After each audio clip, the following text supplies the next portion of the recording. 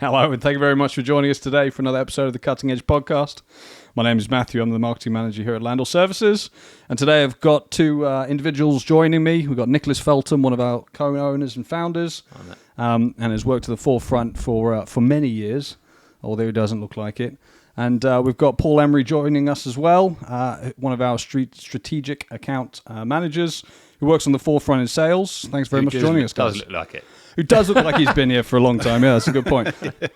Thanks for joining us, guys, to talk about this. Thank you. For those that aren't familiar with vendor complacency and perhaps the term, although I think it's quite self-explanatory, it's where ultimately a vendor, a supplier, doesn't support the customer on their strategic journey, and over time, contracts kind of get left and relationships drop. So looking to, I guess, find out a little bit more from perhaps yourself, Paul, and Nick, your background as well, working in sales, understanding how that kind of comes about, what the common start signals are, what that might look like. So either of you, I guess, really, what are the common things or common ways that you identify vendor complacency? What's the main ones that tend to crop up?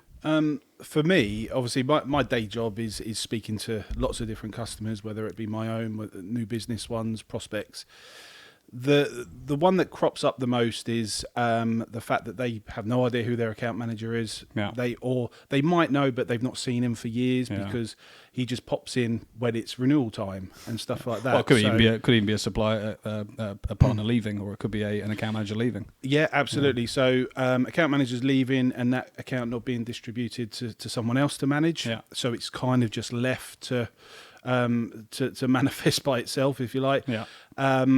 It could be that someone in the customers has left, so they haven't reached out to the new point of contact. They don't know who to go to.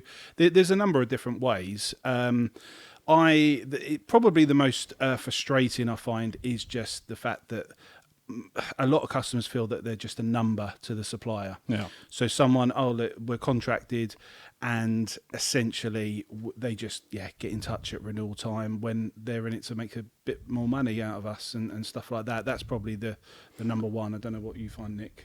Yeah, pretty similar, really. I think my experience, look, I've had over 17 years in sales, set up Landor in 2016 to be an independent consultancy.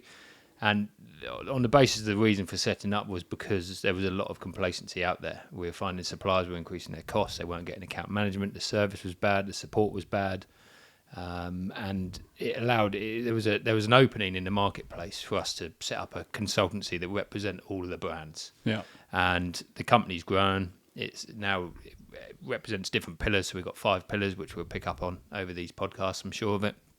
But the one we're obviously talking about today is managed print. So for me, as Paul's mentioned, that a lot of it stems from bad account management or non-account management. And then what happens is, because some of the times the customers have bought exceptionally well, but the suppliers haven't made any profit there. Yeah. It's meant that there's some sort of hidden nasties in the contracts, which kind of only rear their heads once the contract's active and live. And for us, from our business, we provide an optimum level of service and support. So we make sure that all of our contracts allow customers flexibility, etc. And I'm sure we're going to pick up on that later in the contract. Yes.